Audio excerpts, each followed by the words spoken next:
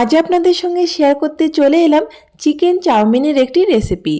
বাড়িতে যখনই চিকেনের সলিড পিসগুলো রান্না হয় সেটা কিন্তু খুব একটা কেউ পছন্দও করে না আর খেতেও চায় না। আবার এই চিকেনের সলিড পিসগুলো যখনই পকোড়া, মোমো, চাউমিন এসব করা হয় তখন কিন্তু সেই চিকেন পিসগুলো নিয়েই কাড়াকাড়ি শুরু হয়ে যায়।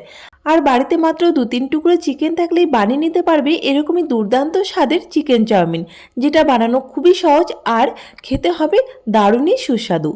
নমস্কার, আমি তুলি আর একটি নতুন স্বাদের রেসিপিতে আপনাদের সকলকে স্বাগত জানাই। চলুন তাহলে দেখে নিই আজকের রেসিপিটি। এর জন্য আমি প্রথমেই কিছু সবজি কেটে নিচ্ছি। আপনারা চাইলে আপনাদের পছন্দ মতো যে কোনো সবজি দিতে পারেন, তাতে কিন্তু চাউমিনের স্বাদ আরও অনেকটাই বেড়ে যায়। আর যদি সবজি পছন্দ না হয় সেক্ষেত্রে সবজিগুলো স্কিপ করতে পারেন। তো আমি এখানে বাঁধাকপি, গাজর, ক্যাপসিকাম আর পেঁয়াজ কেটে নিচ্ছি। বিনসটা রেখেছিলাম কিন্তু সবজিটা অনেকটাই বেশি হয়ে যাচ্ছে বলে আর বিনসটা দিলাম না। তো আমি এখানে সবজিগুলোকে লম্বা লম্বা করে কেটে নিয়েছি।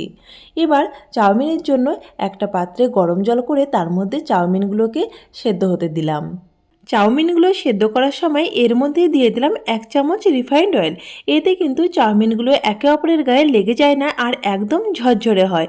তো চাউমিনগুলো মোটামুটি 70% মতো সেদ্ধ করে আমি জল ঝরিয়ে নেব। এরপর একটা ফ্রাই প্যান গরম করে এর মধ্যে দিয়ে দিলাম 4 থেকে 5 টেবিল চামচ রিফাইন্ড অয়েল। তেলটা হালকা গরম হয়ে গেলে দিয়ে দিলাম কেটে রাখা পেঁয়াজ।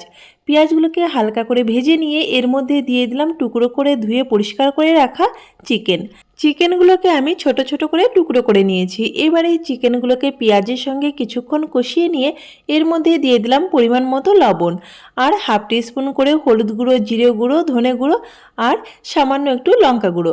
আপনারা লঙ্কা গুঁড়োটা চাইলে স্কিপ করতে পারেন।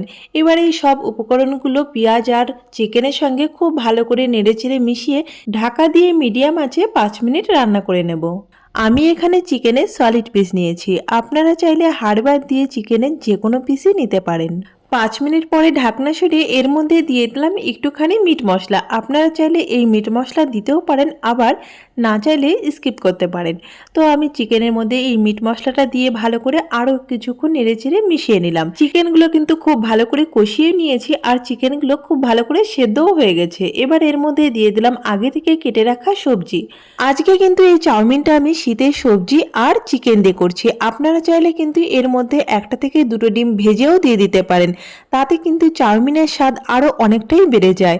আর যারা নিরামিষ খান তাদের জন্য এই পেঁয়াজ, ডিম, মাংস এগুলো স্কিপ করেও কিন্তু চাউমিনটা বানিয়ে নিতে পারেন শীতের নানান রকমের সবজি দিয়ে, তাতেও কিন্তু চাউমিনটা খেতে অনেকটাই ভালো লাগে।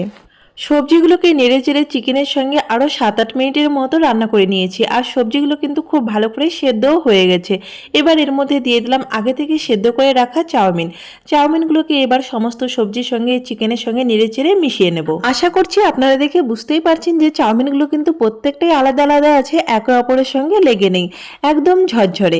আপনাদের যদি চাউমিন ওভারকুক হয়ে যায় সেক্ষেত্রে একটু ঠান্ডা জলের মধ্যে ধুয়ে নিতে পারেন, তাতে কিন্তু চাউমিনগুলো একদম ঝরঝরে হয়ে যাবে। এবার চাউমিনগুলো সমস্ত সবজির সঙ্গে নেড়েচেড়ে মিশিয়ে নিয়ে কিছুক্ষণ ভেজে নিলাম। এরপর এর মধ্যে দিয়ে দিলাম একটুখানি গোলমরিচের গুঁড়ো। এটা কিন্তু একদমই অপশনাল, আপনাদের পছন্দ না হলে নাও দিতে পারেন। এবার এই গোলমরিচের গুঁড়োটা চাউমিনের সঙ্গে নেড়েচেড়ে খুব ভালো করে মিশিয়ে নিলাম।